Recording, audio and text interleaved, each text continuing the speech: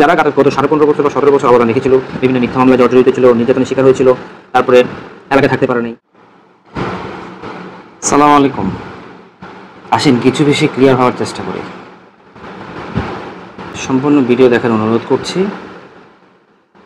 অর্থাৎ কিছু বিষয় ক্লিয়ার হব বর্তমান সমসাময়িক বিষয়, জুলাই বিপ্লবের পর এই পর্যন্ত এবং সামনে নির্বাচন নিয়ে বর্তমান বাংলাদেশের যে অর্জন এবং অন্তর্বর্তীকালীন সরকারের বিভিন্ন কার্যক্রমকে সুনাম করা এবং কারা এই বিষয়গুলোকে সবচেয়ে বেশি নোংরাভাবে উপস্থাপন করছে, গুজব ছড়াচ্ছে। পাশাপাশি 1971 সালের পরে 1975 সাল পর্যন্ত এবং জুলাই বিপ্লবের পরে এই পর্যন্ত প্রত্যেকটা অভ্যুত্থানের পরে বড় রাজনৈতিক দলগুলো নিজেদেরকে কীভাবে জাহির করে এবং কীভাবে তাদের দেশের এবং সাধারণ জনগণের বিভিন্ন স্বাধীনতাকামী বিপ্লবী দেশপ্রেমিক জনগণের যে বড় অর্জন, সেই অর্জনগুলোকে তারা কীভাবে নিজেদের করে নেওয়ার যে অবৈধ চর্চা এবং অগ্রহণযোগ্য যে চর্চাগুলো, সেই চর্চাগুলোর সাথে আপনারা আজকে মিলানোর চেষ্টা করব। অর্থাৎ জুলাই বিপ্লবের পর থেকে এই পর্যন্ত বিভিন্ন বড় বড় রাজনৈতিক দলগুলো অনেকেই, যদি আমি স্পেসিফিক করে বলতে যাই, বিএনপি দাবি করছেন প্রায় 2000 জাতিসংঘের স্বীকৃত 14-1500 যে শহীদ জুলাই বিপ্লবে, সাধারণ জনতা, ছাত্র জনতা, সাধারণ জনগণ এবং বিভিন্ন শ্রেণী পেশার মানুষ, সেই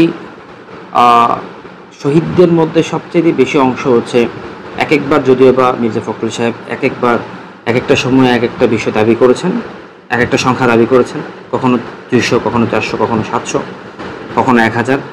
হয়তো বা কিছুদিন পরে আমরা এবং সাধারণ জনগণ যারা আন্দোলন বিপ্লবের সবচেয়ে বেশি ভূমিকা পালন করে তাদেরকে বাদ দিয়ে হয়তো নতুন কোনো সংগঠন অথবা নতুন কোনো রাজনৈতিক দল অথবা নতুন কোনো বাহিনী এই যে অর্জন, এই যে স্বাধীনতার যে অবস্থান, যে ইতিহাস, এই প্রত্যেকটি বিষয়ে তাদের অবৈধ এবং অগ্রহণযোগ্য হস্তক্ষেপ চালাবে। যেহেতু 1971 সাল থেকে বাঙালি জাতি এবং আমাদের ইতিহাসকে যে মানে ভয়ঙ্কর বিশ্রীভাবে আপনার কি বলবো বিকৃত করেছে, ইতিমধ্যে সেই বিষয়গুলো আমরা জানি। এবং যারা সচেতন সমাজ বিভিন্ন বিষয়ে, রাজনীতি এবং অন্যান্য বিষয়ে গবেষণা করার আগ্রহ থেকে বিভিন্ন বিষয় জানার চেষ্টা করেন, আমরা যারা এই জেনারেশনের, যাদের বয়স আপনার 15 থেকে 30-35, তো তাদের মধ্যে বেশিরভাগ মানুষ, বেশিরভাগ জনগণ, সচেতন সমাজ বা ভোটার, তারা একটা বিষয়ে তাদের মধ্যে যখন থেকে তারা বুঝতে শিখেছেন বা বোধগম্য হয়েছেন, তারা তখন থেকেই জানেন যে 71 থেকে এই পর্যন্ত কোন বিষয়ে কাদের অবদান, কে কোন বিষয়ের জনক অথবা জনগণের জন্য কোন রাজনৈতিক দলগুলো সবচেয়ে বেশি ভূমিকা পালন করেছে। পাশাপাশি কারা ভারতীয় অবৈধ সন্তান অথবা ভারতের দালাল দোসর, পাশাপাশি কারা পাকিস্তানের দালাল বা পাকিস্তানের দোসর। তো সেই বিষয়গুলো একটা লম্বা প্রেক্ষাপট বা লম্বা আলোচনা, সবাই সেই বিষয়গুলো জানি আমরা। হ্যাঁ, তো যাদেরকে আমরা 71-এর সময়কার সময় যাকে আমরা জেনে এসেছি বা বইপত্রে ইতিহাসে জোর করে প্রেশার ক্রিয়েট করে ভারতীয় ইন্ধনে বা ভারতীয় সহযোগিতায়, তারপর হচ্ছে খনি পলাতক আওয়ামী লীগের অবৈধ সংগঠনের নেতাকর্মীরা বিভিন্নভাবে মুক্তিযুদ্ধের মধ্যে তালিকা, তারপর হচ্ছে যে স্বাধীনতার পক্ষের শক্তি বলে এবং যে নিজেদেরকে জাহির করার যে অপচেষ্টা, সে অপচেষ্টা আসলে ইতিমধ্যেই চূর্ণ বিচূর্ণ হয়ে গিয়েছে। এবং সে বানানো এবং অবৈধ অর্থে যে ইতিহাস তারা রচনা করেছে, সে অবৈধ ইতিহাসকে এবং সে বিকৃত ইতিহাসকে জনগণ, জাতি এবং বহির্বিশ্ব সহ সকল জনগণ, প্রত্যেকটা সচেতন সমাজ সেই ইতিহাসকে লাথি মেরে ছুঁড়ে ফেলেছে। অর্থাৎ এই দেশের এই স্বাধীন বাংলাদেশের জন্য যে সকল বিদ্রোহী এবং দেশপ্রেমিকরা অবদান রেখেছেন, তাদেরকে যে 71 পরবর্তী সময়ে যারা রাজনীতি করেছে তাদেরকে এবং বাকশাল প্রতিষ্ঠা করেছে এবং যে রাজনৈতিক দলের প্রভাবে এদেশে দুর্ভিক্ষ হয়েছিল, লক্ষ লক্ষ মানুষ মারা গিয়েছিল, দুর্ভিক্ষের কারণে লক্ষ লক্ষ হাজার হাজার সাধারণ মানুষ যারা বাংলাদেশের নাগরিক মারা গিয়েছেন না খেয়ে, খাদ্যের অভাবে।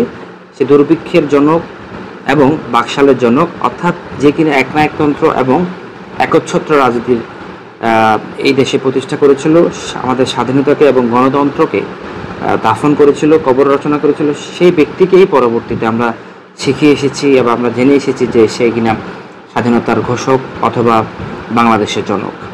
এই বিষয়গুলো খুবই হাস্যকর এবং জাতি ইতিমধ্যেই সেই বিষয়গুলোকে লাথি মেরে ছুঁড়ে ফেলে দিয়েছে, সেই ইতিহাসগুলোকে ধারণ করে না এবং যারাই ধারণ করছে তাদেরকে অপছন্দ এবং এই দেশ থেকে অথবা জাতি বাংলাদেশের পক্ষে তাদেরকে তাদেরকে পক্ষে বলে মনে করে না। তারা সবসময় ভারতীয় এজেন্ডা বাস্তবায়নের জন্য 1971 সাল থেকে এই পর্যন্ত 2024-এর 5 আগস্ট পর্যন্ত তারা কাজ করে গিয়েছিল। তাদের যে নোংরা হস্তক্ষেপ এবং অবৈধ হস্তক্ষেপ, সে বিষয়গুলো নিয়ে কি জাতির মধ্যে এখন আর কোনো দ্বিধাভক্তি নেই। অর্থাৎ জুলাই বিপ্লবের পরে যেভাবে একটি দল সকল অর্জনকে, সকল সাহসিকতার অবদানকে, ভূমিকাকে একচ্ছত্রভাবে গ্রাস করার জন্য, নিজেদের করে নেওয়ার জন্য যে অভ্যাস করছে বা অপচেষ্টা চালাচ্ছে, সেই অপচেষ্টা এবং সেই চর্চাগুলো জাতি এবং এই বাঙালি ইতিহাস ইতিমধ্যে দেখে ফেলেছে। সুতরাং যে এই যে অপচেষ্টা এবং যে কি বলবো নোংরা হস্তক্ষেপ করার চেষ্টা, সব কিছু নিজেদের করা, সব অবদান নিজেদের বলে দাবি করা, এই বিষয়গুলো কিন্তু বেশি দিন টিকে থাকবে না। তো সুতরাং আমি তাদের কাছে এবং সেই সকল নেতাকর্মীদের কাছে যারা কিনা মানে সম্পূর্ণ দল না, যে সকল হাইকমান্ডে থাকা গত 17 বছর তারা কিন্তু কোনো ধরনের দেশের জন্য কোনো অর্জন আমি যদি সকলের কাছে আমি অনুরোধ করব, তাদের আসলে কি অর্জন গত 17 বছর বা 15.5 বছর এই দেশের জন্য, এই জাতির জন্য অথবা নিজ দলের জন্য, বিএনপির জন্য তাদের অবদানটা কি? আমার দেখায় চট্টগ্রাম বিভাগে প্রতিটা জেলায়, প্রতিটা থানায়, প্রত্যেকটা ওয়ার্ডে লক্ষ লক্ষ নেতাকর্মী বিভিন্ন মিথ্যা মামলায়, অবৈধ মামলায় তাদেরকে বছরকে বছর কারাভোগ করতে হয়েছে। তাদেরকে বিভিন্ন ধরনের রাজনৈতিক প্রতিহিংসা শিকার হতে হয়েছে, নির্যাতনের শিকার হতে হয়েছে। সেই সকল ত্যাগী এবং বঞ্চিত নেতারা এখনও পর্যন্ত নির্যাতিত এবং এখনও বঞ্চিত। গত 15.5 বছরও তারা মাঠ পর্যায়ে, তৃণমূল পর্যায়ে তারা সবচেয়ে সামনে অবদান বুক পেতে দিয়েছিল, সাহসিকতার অবদান রেখেছিল। প্রত্যেকটা নেতাকর্মী কিন্তু এখনও বঞ্চিত এবং হাইব্রিডরা এখন বিভিন্ন জায়গায় এমপি পর্যায়ে অথবা সভাপতি, সেক্রেটারি পর্যায়ে বা আহ্বায়ক পর্যায়ে তারা এখনও অবদান তাদেরকে দেখা যাচ্ছে।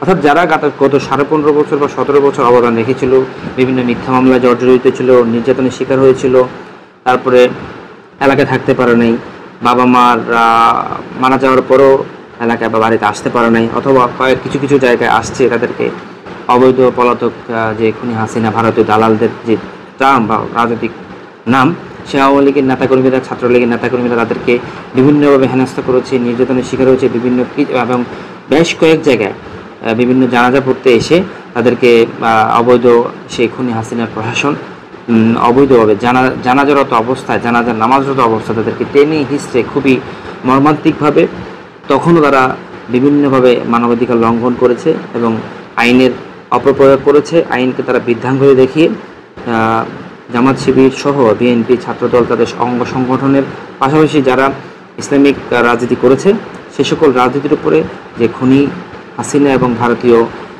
বাংলাদেশি যে দল, ভারতীয় বাংলাদেশি দল, যে আওয়ামী লীগ, ছাত্রলীগ এবং সহ তাদের সহযোগী অঙ্গ সংগঠনগুলো বিগত 15.5 বছর বা আমি যদি বলি আরও বেশি 16 বছর পর্যন্ত তাদের যে অবৈধ হস্তক্ষেপ, ভারতীয় যে এজেন্ডা বাস্তবায়নের যে প্রচেষ্টা চালিয়েছিল, ইতিমধ্যে তারা ব্যর্থ এবং তারা খুব নোংরাভাবে আল্লাহর পক্ষ থেকে যে তাদের গজব অথবা তাদের প্রতি যে তাদের যে কৃতকর্মের ফল তারা ইতিমধ্যে ভোগ করছে। আমার বিশ্বাস তারা সামনেও জাতি এবং জনগণ যদি ভুলে না যায়, বিগত 53-54 বছরের মতো যদি বাঙালি জাতি যদি ভুলে না যায় যে কারা আমাদের শত্রু, কারা দেশের অভ্যন্তরে আমাদের সুখ, শান্তি, সম্পদকে ধ্বংস করার জন্য, আমাদের অধিকারকে লঙ্ঘন করার জন্য, আমাদের মৌলিক অধিকার কারা হরণ করছে, কোন রাজনৈতিক দলগুলো আমাদের সকল অর্জনকে ভারতের কাছে বিক্রি করে দিচ্ছে ল্যাংটাভাবে, যারা কিনা এত বছর বলে আসছে যে ভারতের সাথে অবশ্যই সম্পর্ক রাখতে হবে, ভারতের সাথে সম্পর্ক রাখা খুবই বাঞ্ছনীয়, আমরা ভারতের স্বামী স্ত্রী, এই ধরনের অপপ্রচার যারা চালিয়েছিল, যারা কিনা বলেছিল ভারতের সাথে সম্পর্ক না রাখলে আমরা না খেয়ে মরতে হবে, ইতিমধ্যে আমরা দেখতে পেয়েছি প্রফেসর ডক্টর মোহাম্মদ ইউনূসের ডক্টর মোহাম্মদ ইউনূসের যে অভিজ্ঞতা এবং তার রাষ্ট্র পরিচালনার ফলাফলে ভারত সহ পশ্চিমবঙ্গ, কলকাতা বাঙালি না যাওয়ার ফলে, অথবা আমরা বাঙালি জাতি অথবা আমরা কোনো রকম ব্যবসা বাণিজ্যের কাজে, আমাদের চিকিৎসার কাজে না যাওয়ার ফলে ভারত এখন না খেয়ে বিভিন্ন লক্ষ লক্ষ হাজার হাজার ব্যবসায়ী, হসপিটাল ব্যবসায়ী, বিভিন্ন পণ্য ব্যবসায়ীরা এখন না খেয়ে পথে বসেছে। তো এই বিষয়টা খুবই ক্লিয়ার। আমরা এত বছর জেনে এসেছি এবং আমাদেরকে বোঝানো হয়েছিল, বড় বড় প্রত্যেকটা রাজনৈতিক দল আমাদেরকে বুঝিয়েছিল যে ভারতের সাথে আমাদেরকে সম্পর্ক রাখতে হবে, যে জাতীয় বেইমান জাতীয় পার্টি তাদেরকেও এই লিস্ট থেকে বাদ দেওয়া যাবে না। আমি বারংবার বলছি, সেই জাতীয় শত্রু জাতীয় পার্টিকে এবং জাতীয় বেইমান জাতীয় পার্টিকে কখনো আওয়ামী লীগ থেকে আলাদা করা যাবে না। তারাও ভারতীয় এজেন্ডা বাস্তবায়নের জন্য প্রথম থেকে কাজ করে যাচ্ছে 1991 সালের পর থেকে। তো আমরা এই রিসেন্টলি যে বিষয়গুলো দেখতে পাচ্ছি, ভারত এখন হা হা করছে। বাংলাদেশি আমাদের প্রধান উপদেষ্টার কাছে পায়ের নিচে এসে পা ধরে বসে আছে, বিভিন্ন উপদেষ্টাদের সাথে যোগাযোগ করার চেষ্টা করছে যে না, আমাদের কাছে আসেন, আমাদের ব্যবসায়ীদেরকে বাঁচান, আমাদের হোটেলগুলোকে বাঁচান, আমাদের মেডিকেলগুলোকে বাঁচান আপনারা। অর্থাৎ বাংলাদেশ না গেলে, আমরা যদি ভারতে না যাই, তাহলে ভারতের প্রায় 30% ব্যবসা বাণিজ্য হোটেল পশ্চিমবঙ্গ, কলকাতায় 50% প্লাস 70% ব্যবসা তারা না খেয়ে মরতে হবে। তাদের ব্যবসা গোটায় ফেলতে হবে। আগামী 5-6 মাস পর দেখবেন বিভিন্ন হসপিটাল, বড় বড় ব্যবসায়ীরা, বড় বড় পণ্য ব্যবসায়ীরা তারা না খেয়ে হয়তো হকারি করছে, আর না হলে তাদের যে বেকারত্বের হার ভয়ঙ্করভাবে বৃদ্ধি পাবে। তাদের আর্থিক অবস্থা এবং তাদের অর্থনৈতিক অবস্থাও ধসে নেমে যাবে। যে বিষয়টা এই গত 54 বছরের কোনো সরকার জাতির সামনে উপস্থাপন করতে পারেনি। প্রত্যেকটা রাজনৈতিক দল বোঝানোর চেষ্টা করেছে ভারতের সাথে আমাদের সম্পর্ক রাখতে হবে, ভারত আমাদেরকে সবসময় ডমিনেট করতে হবে, তাদের কাছে আমাদের মাথা নত করতে হবে, চোখ রেঙে কথা বলার সুযোগ নেই। তো গত 8 মাসে আমরা যে বিষয়টা দেখেছি এবং বুঝতে পেরেছি যে ভারতকে আমরা সবসময় তাদের সাথে চোখে চোখ রেখে, তাদেরকে বৃদ্ধাঙ্গুলি দেখিয়ে আমরা যে স্বকীয় দেশ, আমাদের যে সার্বভৌমত্ব আছে, আমরা যে স্বাধীন এবং বীরের দেশ, সে বিষয়টা আমরা আবারও বুঝতে শিখেছি, যাতে করে 2025 সালের পরবর্তী সময় আমরা কখনো যাতে যে কোনো রাজনৈতিক দল যদি ভারতের সাথে আঘাত করে, আমাদের যে কোনো জিনিসের দাম বাড়ায়, পণ্যের দাম বাড়ায় এবং আমাদেরকে যদি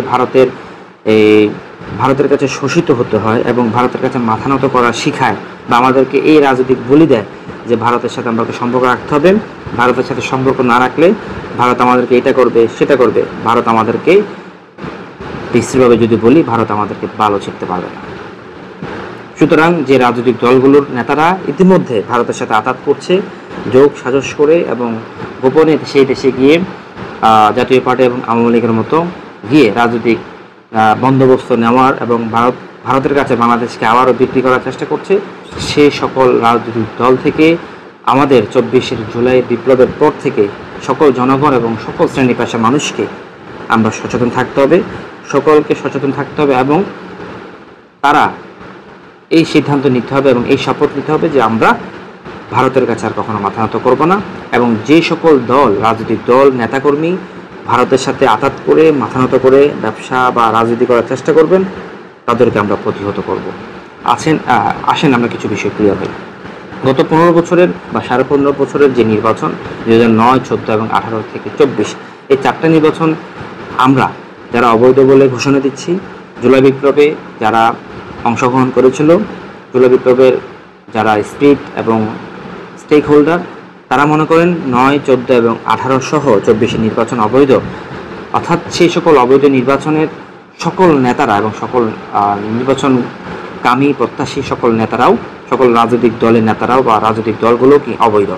সুতরাং সেই রাজনৈতিক দলগুলো এবং সেই নির্বাচনগুলো যদি অবৈধ হয়, তাহলে সেখানে থাকা যে সকল এমপি মন্ত্রীরা ছিল তারাও খুবই সিম্পলি তারাও অবৈধ। তো সেই সকল অবৈধ নেতারা, সেই সকল অবৈধ এমপিরা এখন এসে গলাবাজি করছে তারা নাকি ফেসিবাদের বিরুদ্ধে কাজ করেছে। অর্থাৎ চোরের মায়ের বয়ের গলা, চোরের মায়ের বড় গলা, খুবই হাস্যকর। এবং জাতির সাথে কত বড় বেইমানি এবং প্রতারণা করে আসতেছে তারা দেখেন। তারা কিন্তু 2018 সালের অবৈধ নির্বাচনের এমপি ছিল। তো সুতরাং যেহেতু নির্বাচন অবৈধ, তারাও অবৈধ, খুবই সুন্দরভাবে তারা খুবই বিলাসী জীবনযাপন করেছিল। কিন্তু নেতাকর্মীরা প্রতিটা জ্বালা, প্রতিটা আসনে, প্রত্যেকটা বাংলাদেশের আনাচে কানাচে প্রত্যেকটা বিএনপি ছাত্রদলের তাদের সহযোগী যুবদলের নেতাকর্মীরা বিভিন্ন মামলা, হামলা এবং নির্যাতনের শিকার হয়েছে, বিভিন্নভাবে ঘুমের শিকার হয়েছে। কিন্তু তারা খুব মজ মাস্তি করে বিলাসিতা করে তারা কিন্তু এমপি মন্ত্রিত্ব করেছে, তারা কিন্তু এমপিত্ব করেছে। সংসদে বসে তারা কিন্তু পায়ের উপরে পা তুলে ভারতের সাথে আঘাত করে, আওয়ামী লীগের সাথে আঘাত করে তারা কিন্তু এমপি ইলেকশন করে তারা কিন্তু এমপিও ছিল। তো সেই সকল অবৈধ এমপিরা কিন্তু এখন খুব গলাবাজি করছে। সুতরাং যারা অবৈধ নির্বাচনের এমপি ছিল তারা যে ভারতীয় এজেন্ডা বাস্তবায়ন করার জন্য এদেশে কাজ করবে বা করেছে, সেটা জনগণকে নতুন করে বোঝানোর কিছু নেই। কিন্তু যারা এখনও সেই বিষয়গুলো বুঝতে চেষ্টা করছেন না বা বুঝতে পারছেন না, তাদেরকে অনুরোধ করব যে সকল অবৈধ এমপিরা এবং যে সকল বর্তমানের যারা গলাবাজি করছে এবং নতুন করে আওয়ামী লীগের মতো ভারতীয় এজেন্ডা বাস্তবায়ন করার চেষ্টা করছে, যে রাজাকার বলছে, আমাদেরকে রাজাকার বলার চেষ্টা করছে, জঙ্গি বলার চেষ্টা করছে, অথবা স্বাধীনতার বিরোধী বলার চেষ্টা করছে, ইতিমধ্যে যারা জুলাই বিপ্লবের স্টেক হোল্ডার, সামনের কাতারের সহযোদ্ধা, সামনের কাতারের যোদ্ধা, তাদেরকেই কিনা বিএনপির কিছু গুটি কয়েক কিছু নেতারা হাতে গোনা 2-4 জন নেতারা যারা কিনা গত 15.5 বছর খুব দিব্যি মাস্তি করে বিলাসী জীবনযাপন করেছে, ভারতীয় এজেন্ডা বাস্তবায়ন করেছে, আওয়ামী লীগের সাথে আঘাত করে বিভিন্ন নেতাকর্মীকে, তারা কিনা তাদের পরিবার পরিজন ভালোই ছিল, কিন্তু তাদের নেতাকর্মীরা তখন যেভাবে নির্যাতিত ছিল, রাজপথে ছিল, এখনও তারা নির্যাতিত রাজপথে আছে এবং তারা সবচেয়ে বঞ্চিত। এবং নতুন করে সেই সকল অবৈধ ভারতীয় এজেন্ডা বাস্তবায়নকারী বিএনপি নেতারা এখনও পর্যন্ত হাইব্রিডদেরকে বিভিন্ন জায়গায় নির্যাতিত, ত্যাগী, বিভিন্ন সময় অনেক লম্বা সময় যারা রাজনীতির সময় সামনের কাতারে ছিল, বুক চেতিয়ে যারা সাহসের সাথে রাজনীতি করেছে, তাদেরকে বঞ্চিত করে তাদেরকে পিছনের কাতারে রেখে অর্থের বিনিময়ে ইতিমধ্যে প্রমাণিত হয়েছে যে হাইব্রিডদেরকে বিভিন্ন শিল্পপতিদের সাথে তারা কাঁধে কাঁধ মিলিয়ে রাজনীতি করছে। বসুন্ধরা গ্রুপ সহ দেশের বিভিন্ন বড় বড় গ্রুপের সাথে বা বিভিন্ন মাল্টি ন্যাশনাল অথবা এই গ্রুপ অফ কোম্পানির সাথে তারা বেমানি করছে এবং আওয়ামী দোসরদেরকে তারা শেল্টার দিচ্ছে। পাশাপাশি তারা সহ দেশের বিভিন্ন রাজনৈতিক দলেরা আসলে আওয়ামী লীগ অর্থাৎ ফেসিস্টদেরকে শেল্টার দেওয়া এটা আলাদা একটা টপিক। এই ফেসিস্টদেরকে বিভিন্ন দল, জামাত, বিএনপি এবং বর্তমানের যারা স্টেক হোল্ডার জুলাই বিপ্লবের, তাদের মধ্যেও অনেকে যারা কিনা জুলাই বিপ্লবকে ধারণ করে কিন্তু বিগত সময় ছাত্রলীগ ছিল, আওয়ামী লীগ ছিল বা অন্যান্য রাজনৈতিক দলের ছিল, তারাও ইতিমধ্যে বিভিন্ন জায়গায় খুনিদেরকে এবং ফেসিস্টদেরকে, ভারতীয় বাহিনীকে বিভিন্ন উপায়ে তারা শেল্টার দিচ্ছে, প্রশ্রয় দিচ্ছে। এমনকি থানায় নিয়ে যাওয়ার পরেও থানার পুলিশদের থেকে এবং থানা থেকে তারা বিভিন্ন রকম তদবির করে, আন্দোলন করে এবং থানার পুলিশের গাড়ি থেকে তাদেরকে ছাড়িয়ে নিয়ে যাচ্ছে। এই ধরনের নিউজ ইতিমধ্যে প্রত্যেকটা বিভিন্ন জায়গায় এগুলো খুবই প্রচারিত, নতুন কোনো বিষয় না। যে বিষয়টা ক্লিয়ার করতে আসছি, 1971 সালের পর পলাতক যে শেখ মুজিব, আমরা যদি বলি যে জুলাই বিপ্লবে কেন শুধুমাত্র ছাত্রদের অবদান বেশি, আমরা যদি বলি না, গত 15.5 বছর সকল রাজনৈতিক দল, অ্যান্টি আওয়ামী লীগ অথবা যারা অ্যান্টি ভারতীয় রাজনীতি, যারা ভারতীয় আধিপত্যবাদের বিরুদ্ধে এবং আওয়ামী লীগের এবং জাতীয় পার্টির আওয়ামী লীগের যাতে তাদের সাথে থাকা যে সকল রাজনৈতিক দলগুলো সমগ্র বাংলাদেশে যেভাবে ঘুম, দুর্নীতি, ধর্ষণ, অপরাজনীতি, শোষণ, যে নির্যাতন, মিথ্যা মামলা, এই যে একটা বিভৎস এবং ভয়ঙ্কর রাজনীতি করে গিয়েছে 15.5 বছর। তো এই 15.5 বছর যারা তাদের সাথে ছিল, তাদের সাথে আমাদের কোনো সম্পর্ক থাকতে পারে না জুলাই বিপ্লবের। তো 15.5 বছর যারা রাজনীতি করেছে, যারা ফেসিস্টদের এবং খুনিদের বিরুদ্ধে, ভারতীয় আধিপত্যবাদের বিরুদ্ধে যারা কথা বলেছেন, তারা কেন জুলাই বিপ্লবের স্টেক হোল্ডার না, অথবা তারা কেন নতুন দলের সাথে বা জুলাই বিপ্লবের সেই অর্জনকে তাদেরকে কেন সামনের কাতারে রাখা হবে না? এই প্রশ্নে যদি আমি আসতে যাই, আপনি দেখেন, যদি এই বিষয়টা কিন্তু খুবই সিম্পল। কীভাবে সিম্পল? আমরা যদি বলি যে শেখ মুজিব যখন বাংলাদেশ থেকে পালাই যাওয়ার পর, অর্থাৎ স্বইচ্ছায় সে যখন ভুট্টোর কাছে চলে যাওয়ার পরে যখন বুঝতে পেরেছে বাংলাদেশের স্বাধীনতাকামী মানুষ অস্ত্র হাতে নেবে এবং সশস্ত্র যুদ্ধে নেমে পড়বে, ঝাঁপিয়ে পড়বে, তখনই সে বিভিন্ন জায়গায় বিভিন্ন ক্যান্টনমেন্টে এবং বিভিন্ন ঢাকা ইউনিভার্সিটি সহ বিভিন্ন জায়গায় বিভিন্ন ক্যান্টনমেন্টে তার পরিকল্পনা এবং তার বুদ্ধিতে, শেখ মুজিব এবং ভুট্টোর বুদ্ধিতে বিভিন্ন জায়গায় হত্যাযজ্ঞ চালিয়েছে। যে রাতকে আমরা কালো রাত বলছি বা অপারেশন সার্চ লাইট বলছি, এই অপারেশন সার্চ লাইটের বাংলাদেশের একমাত্র সহযোগী ছিল শেখ মুজিব। সে স্বঘোষিত এবং স্বইচ্ছায় যখন ভুট্টোর কাছে গিয়ে পালিয়ে যায়, পরবর্তীতে যখন শহীদ প্রেসিডেন্ট জিয়াউর রহমান তৎকালীন সেনাবাহিনীর সবচেয়ে চৌকস এবং সাহসী যে সেনাবাহিনী অফিসার, তিনি তার সাহসিকতার সাথে যে দেশকে স্বাধীনতার জন্য বা স্বাধীনতার ডাক দিয়েছেন। তো স্পেসিফিকলি আমি যদি বলতে যাই যে ওই সময়কার স্বাধীনতার ঘোষণা অথবা সবাই তো যুদ্ধে ঝাঁপিয়ে পড়েছিল, সেনাবাহিনীর অনেক অফিসার ছিল,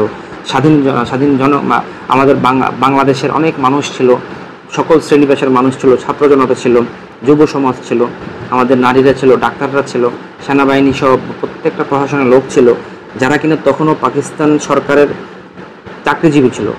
যদিও বা যতগুলো রাজাকার ছিল এবং পাকিস্তান সরকারের চাকরি ছাড়ে নাই অথবা চাকরি করেছিল, যেমন যারা তখনও পালিয়ে বেরিয়েছিল, তারা মনে করেছিল যে না, যারা পাকিস্তান সরকার থেকে সেনাবাহিনী সহ প্রশাসনের যারা ডিসি ছিল, তখন তো ডিসি বলে না, তখন ছিল এসডিও, যারা সেনাবাহিনীর তৎকালীন এসডিও ছিল, দেশের বিভিন্ন উপজেলার বা জেলার এসডিও ছিল, মানে প্রধান, তারপর হচ্ছে সেনাবাহিনীর সহ প্রশাসনের বিভিন্ন চাকরিজীবী যারা পাকিস্তানের চাকরি থেকে চাকরি ত্যাগ করে চাকরি রিজাইন দিয়ে স্বাধীনতার যুদ্ধে যোগ দিয়েছিল, তাদেরকে পরবর্তীতে শেখ মুজিব যেভাবে রাজাকার বানিয়েছিল, এবং এমনকি যারা কিন্তু তখনও যুদ্ধকালীন সময়ে পাকিস্তান সরকারের পক্ষে কাজ করেছিল, পাকিস্তান সরকার থেকে চাকরির বেতন নিয়েছিল, শেখ মুজিবের মতো যারা পালিয়েছিল, পরবর্তী ৭১ পরবর্তী শেখ মুজিব নিজেকেও মুক্তিযোদ্ধা বানিয়েছেন এবং স্বাধীনতার ঘোষক বানিয়েছেন।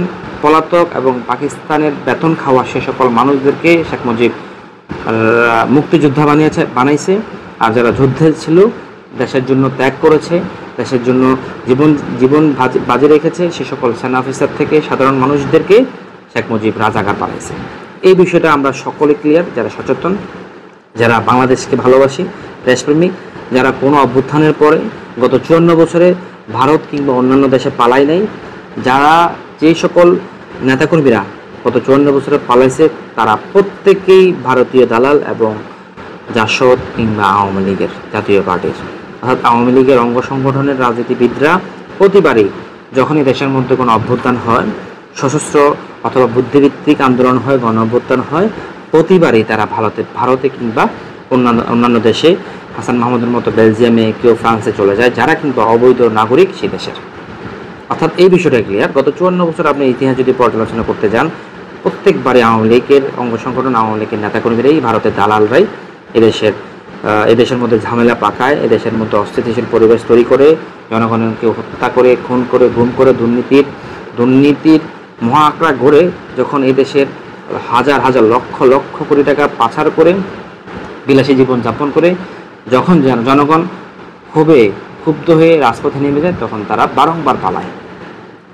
কিছুটা এবার আসেন কানেকশন মিলানোর জন্য। এবার আসেন আমরা একটা জিনিস মিলে, আমরা যদি বলি স্বাধীনতা যুদ্ধের আন্দোলনটা ৪৭ পরবর্তী ৫৪ সাল থেকে শুরু হয়েছে, তাহলে কেন শুধুমাত্র ৭১-এর বিষয়টা জিয়াউর রহমানের হবে অথবা পরবর্তীতে বিএনপির হবে? ওই বিষয়টা যেভাবে খুবই ক্লিয়ার, অর্থাৎ তদানীন্তন অথবা চলমান রাজনীতির এবং অবদান, চলমান পরিস্থিতির বিষয়ে যে সবচাইতে বেশি ভূমিকা পালন করবে, স্বাভাবিকভাবে সে দল বা সে মানুষগুলোই সে আন্দোলনের, সে গণ অভ্যুত্থানের ফলাফল তারাই ভোগ করবে, এবং তারা ভোগ করবে বলতে তারাই সামনের কাতারে থাকবে অবদানের দিক থেকে। যেহেতু যে কোটা আন্দোলনের বিষয়টা ২০১৮ সাল থেকে শুরু হয়েছে, গণ অধিকার, ছাত্র অধিকার বা নুরুল হক নূর এবং রাশেদরা যেভাবে জুলাই বিপ্লবকে, জুলাই বিপ্লবের আন্দোলনকারীদেরকে বিভিন্নভাবে সমালোচিত করছে। এই বিষয়টা নিয়ে তারা যেভাবে ক্ষোভ ঝাড়ছেন, রাগ ঝাড়ছেন, এই বিষয়টা খুবই ক্লিয়ার। 18 সালে যদি আপনাদের আন্দোলনের ফলে খুনি এবং দুর্নীতিবাজ ফ্যাসিস্ট জনক্ষণী হাসিনা যদি পালাই যাইতো, এই দেশ যদি তখন আপনারা মুক্ত করতে পারতেন ভারতীয় আধিপত্যবাদ থেকে, আওয়ামী লীগের হাত থেকে, তাহলে স্বাভাবিকভাবে জনগণ আপনাদের সাথে, আপনাদের পিছনেই, আপনাদেরকে ফলো করে, আপনাদেরকে নেতা মেনেই রাজনীতি করত। এবং সেই 18 সালের অভ্যুত্থান বলেন, আন্দোলন বলেন, তার পুরো ক্রেডিটটাই আপনাদের কাছেই চলে যেত। যেটা সে সময় সম্ভব হয়নি। পরবর্তীতে সকল রাজনৈতিক দলের চেষ্টায়, ভূমিকায়, অবস্থান নিয়ে জুলাই বিপ্লব হয়েছে, জুলাই বিপ্লবের স্বাধীনতা অর্জন হয়েছে এবং এই দেশকে আমরা ভারতীয় আধিপত্যবাদ, খুনি, দুর্নীতিবাজ, পলাতক, দর্শক এবং ভারতের দালালদের, দোসরদের মুক্ত করতে পেরেছি। তাহলে ছাত্রদের অবদান এবং ছাত্রদেরকে সামনের কাতারে রেখে জিয়াউর রহমানের মতো, ভাসানীর মতো, সোহরাওয়ার্দীর মতো, একে ফজলুল হকের মতো আমরা সেই ইতিহাসকে বাধ্যতামূলকভাবে মেনে নিতে হবে।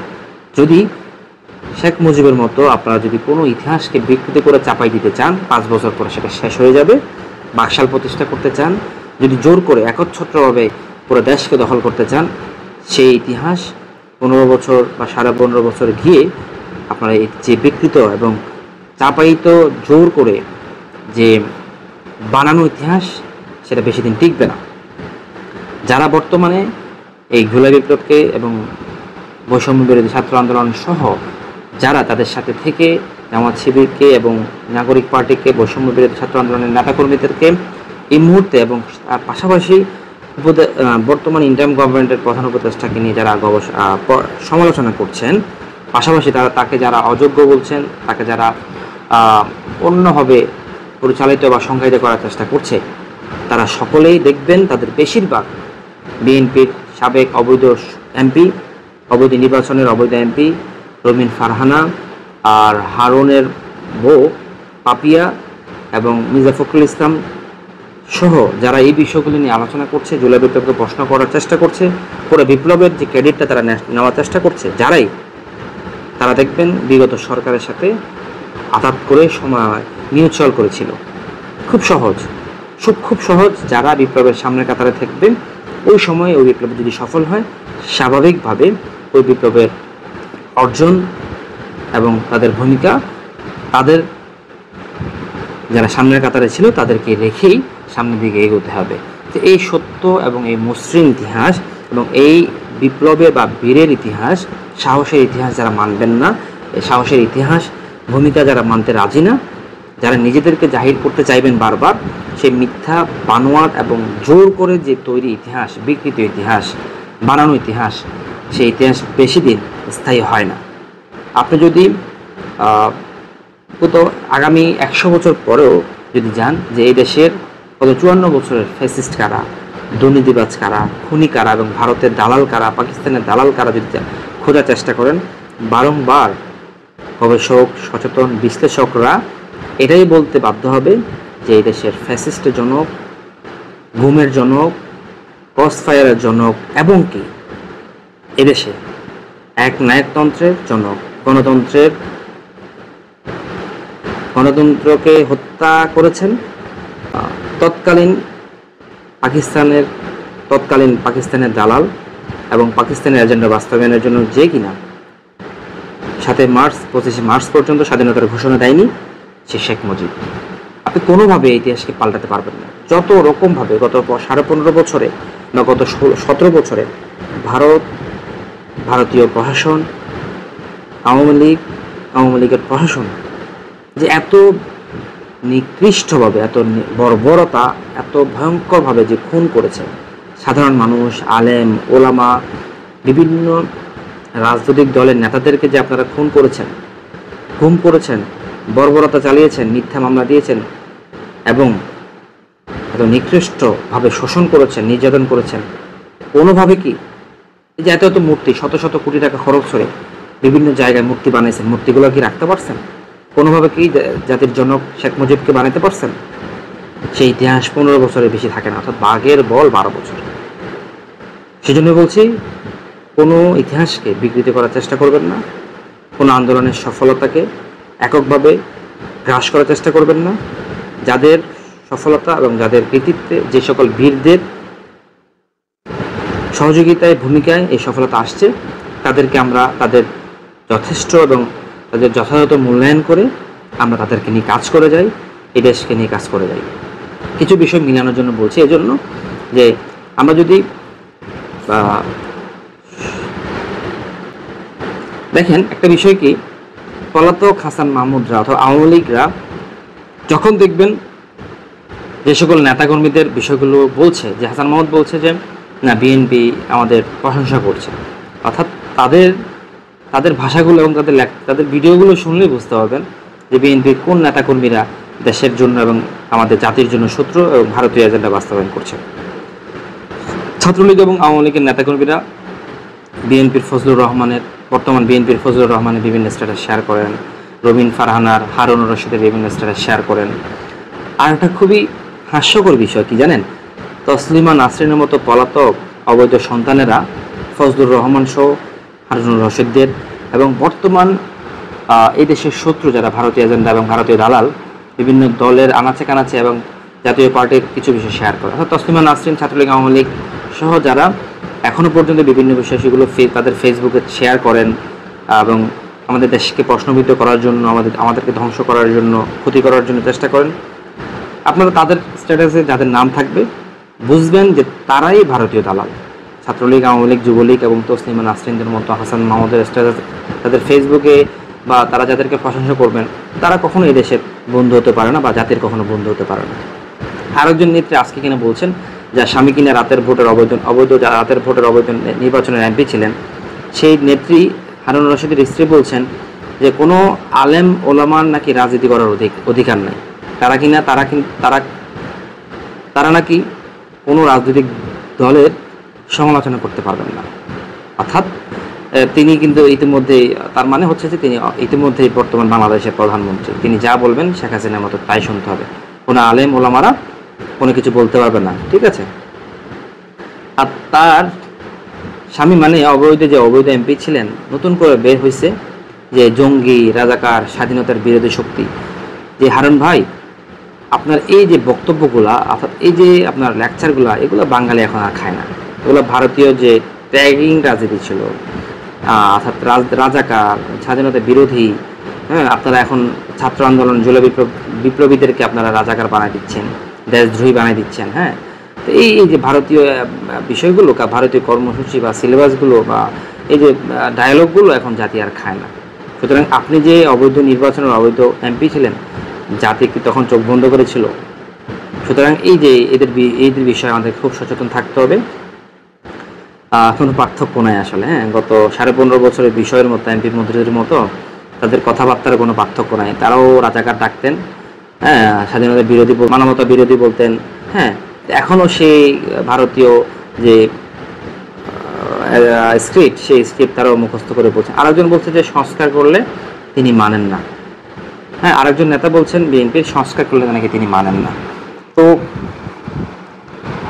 সংস্কার করলে উনি মানেন না মানে হচ্ছে বর্তমান অন্তর্বর্তীকালীন সরকারের সিদ্ধান্তগুলো উনি মানেন না। তার মানে কি আমরা ধরে নিব যে ছাত্রলীগকে যে অবৈধ ঘোষণা করেছে বা নিষিদ্ধ সংগঠন বলে তা স্বীকৃতি দিয়েছে, আপনি কি সেই বিষয়গুলো মানেন না বা সেটাই কি মানেন না? হ্যাঁ, মানে অর্থাৎ এই সরকার যে কাজগুলো করছে, যে রোহিঙ্গাদেরকে 1,80,000 রোহিঙ্গাদেরকে যে রোহিঙ্গা ফেরত নেবে বা মায়ানমারে ফেরত নিয়ে যাবে, আপনারা কি সেই বিষয়গুলো মানেন না বা আপনি মানেন না?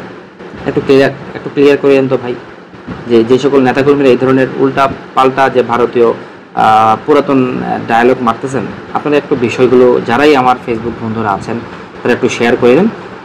এই বিষয়গুলো একটু ক্লিয়ার করার জন্য অনুরোধ করছি। মজার বিষয় হচ্ছে যে গত 54 বছরের আওয়ামী লীগ এবং বিএনপি মুক্তিযোদ্ধা কোনো পরিসংখ্যান, কোনো তালিকা, যেহেতু গত 54 বছরে বারবার 2বার করে বা বিএনপিও 2বার ছিলেন, জিয়াউর রহমান, শহীদ প্রেসিডেন্ট জিয়াউর রহমানও প্রায় 3 বছর দেশ স্বাধীনতার পরে 3 বছর দেশ শাসন করেছেন। বিএনপি 91 থেকে 96 এবং 1 থেকে 2006 সাল পর্যন্ত ছিলেন। হ্যাঁ, তো তখনও কিন্তু এই দেশে কয়জন স্বাধীনতার সময়, মুক্তিযুদ্ধের সময়, 1971 সালের মুক্তিযুদ্ধের সময়, মহান মুক্তিযুদ্ধের সময় এই দেশে কয়জন মা বোন সম্ভ্রম হারাইছেন, সে বিষয়গুলো স্পেসিফিক করে কোনো পরিসংখ্যান, কোনো তালিকা করতে পারেন নাই, কোন এলাকার, তার নাম কি। এটা কি আসলে ব্যর্থতা না?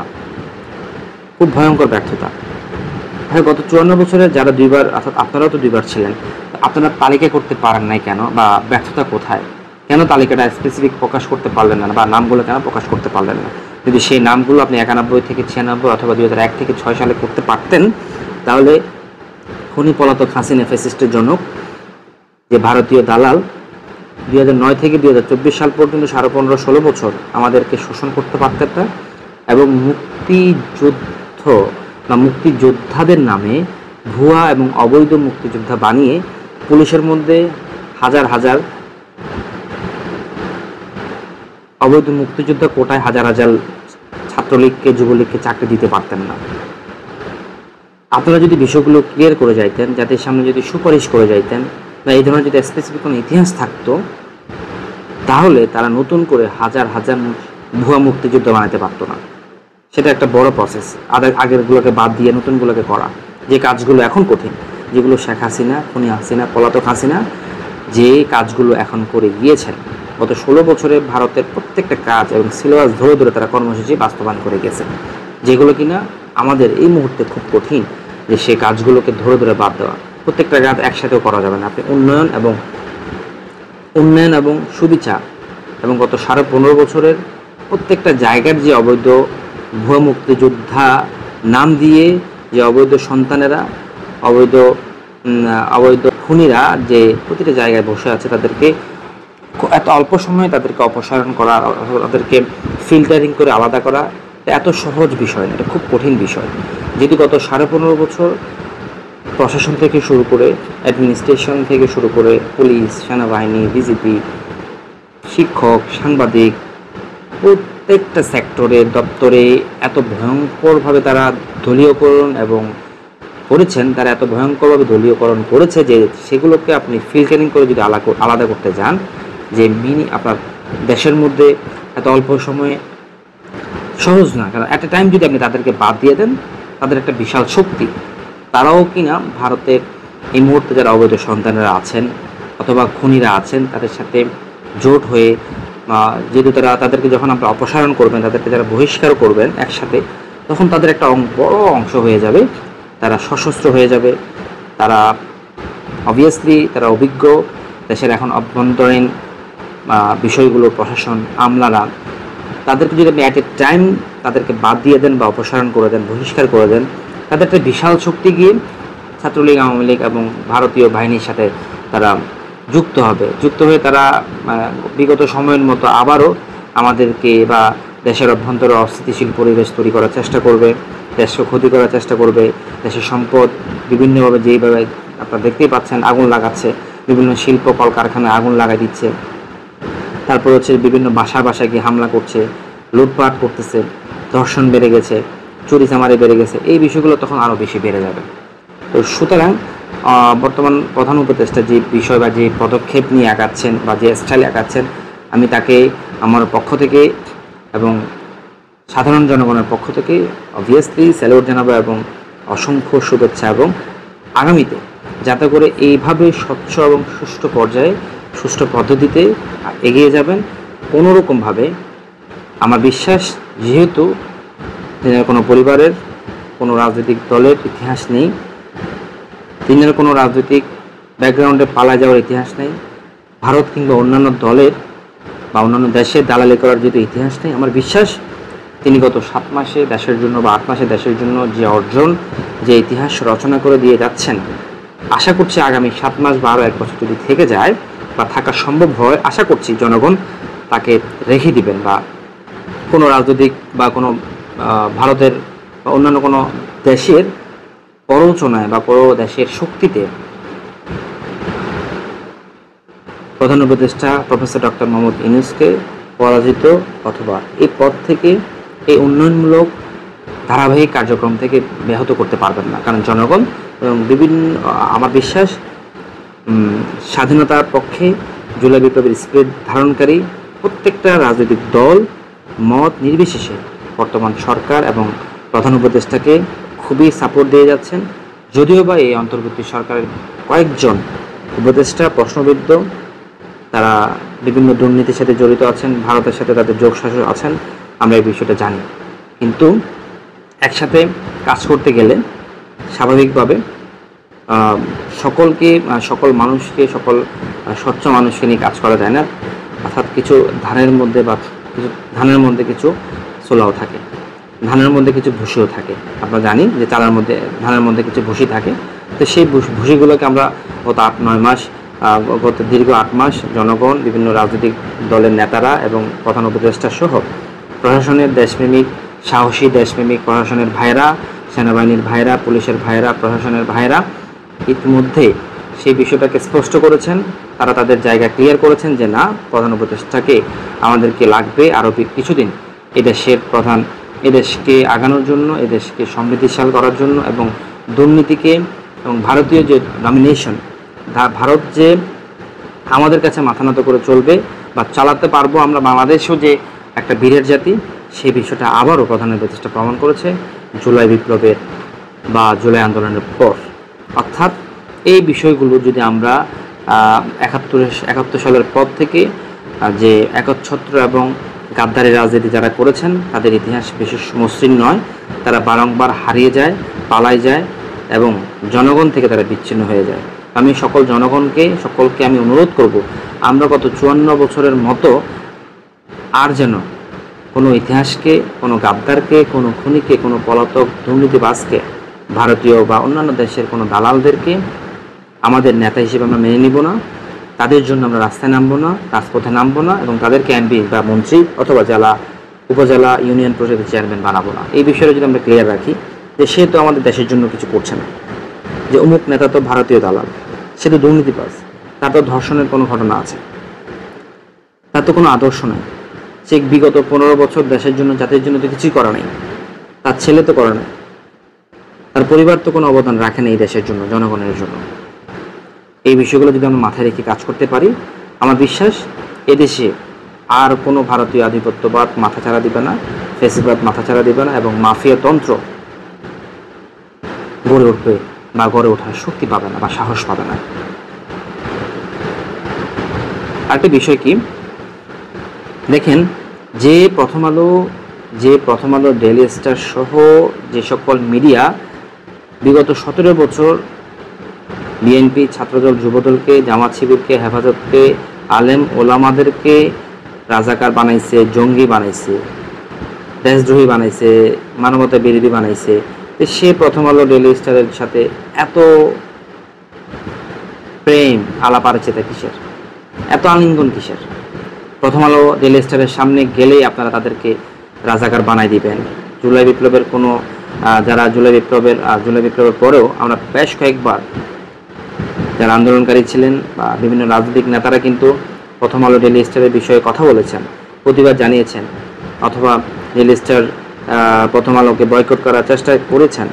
তো আপনারা কয়েকজন, আমি যদি স্পেসিফিক করে বলতে যাই, বিএনপির বর্তমান বাংলাদেশের মির্জা ফখরুল সাহেব, তিনি কিন্তু খুব বেশি প্রথম আলো এবং ডেইলি স্টারের সাথে প্রেমালাপ চালান এবং খুব তাদের সাথে তাদের প্রতি খুব আলাদাভাবে একটু পীড়িত দেখান।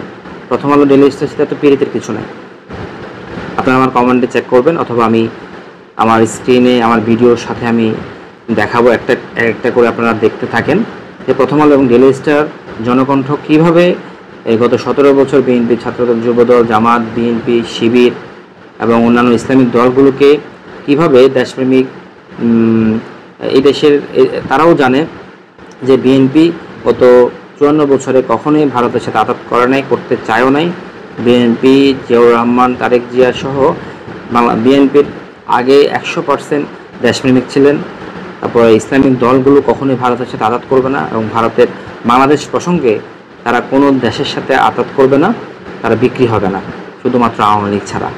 তো এই বিষয়ে তারা জানতো এবং প্রথম আলো ডেইলি স্টার সবসময় ইসলামিক রাজনীতিবিদ যারা ছিলেন অথবা ইসলামিক পলিটিক্যাল যারা ইসলামিক দলগুলোর বিরুদ্ধে, জামাত শিবিরের বিরুদ্ধে, বিএনপির বিরুদ্ধে এবং আলেম ওলামাদের বিরুদ্ধে যে ডেইলি স্টার, প্রথম আলো, যে সকল পত্রপত্রিকা এবং মিডিয়াগুলো গত 54 বছর বা গত 15.5 বছর প্রোপাগান্ডা চালিয়েছেন, মিথ্যা ইতিহাস রচনা করেছেন যে ধরনের গুজব ছড়াইছেন, তাদের সাথেই বা তাদের জন্য এত মায়া কান্না, তাদের সাথে এত পীড়িত কেন আমি জানি না মির্জা ফখরুল সাহেবদের। আপনার বিষয়গুলো যারা তরুণ প্রজন্ম, যারা তরুণ রাজনীতি করছেন, তাদেরকে আমার এই ভিডিওটা দেখার জন্য আমি অনুরোধ করছি। বিভিন্ন পত্রপত্রিকার কাটিং এবং প্রমাণসমূহ আমার ভিডিও ডেসক্রিপ্টে অথবা আমার কমেন্টসে থাকবে অথবা স্ক্রিনে দেখবেন। এই বিষয়গুলো দেখে বাকিটা আপনারা সিদ্ধান্ত নেবেন। আমি কি কোনো ধরনের ভুল, কোনো মিথ্যা ইতিহাস বা কোনো মিথ্যা চর্চা করছি কিনা। আমি তরুণ প্রজন্মদেরকে এবং বর্তমানে যারা দেশকে ভালোবেসে জুলাই বিপ্লব ঘটিয়েছেন, জুলাই বিপ্লবের স্টেক হোল্ডার প্রত্যেকটা রাজনৈতিক দল, নেতাকর্মীদেরকে, সাধারণ ছাত্র জনতা, সকল শ্রেণী পেশার মানুষকে অনুরোধ করব, রিয়েল স্টার, প্রথম আলো সহ ভারতের কোনো বিষয় আপোষ করা যাবে না।